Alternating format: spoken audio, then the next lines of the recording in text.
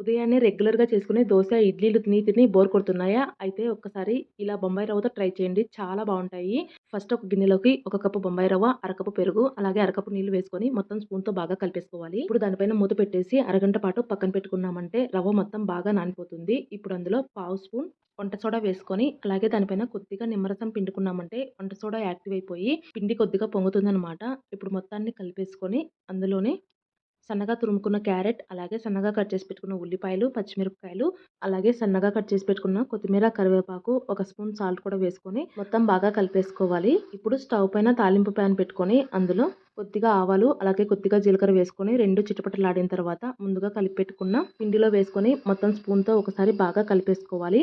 అలాగే కొద్దిగా నీళ్లు వేసుకుంటూ పిండి కన్సిస్టెన్సీ కొద్దిగా లూజ్ అయ్యేలాగా కలుపుకోవాలండి. ఇప్పుడు స్టవ్ పైన పొంగనాల పెనం పెట్టుకొని వేడెక్కిన తర్వాత గుంతలలో కొద్దిగా ఆయిల్ వేసుకొని కలిపెట్టుకున్న పిండిని ఇలా పొంగనాల్లాగా వేసుకోవాలి.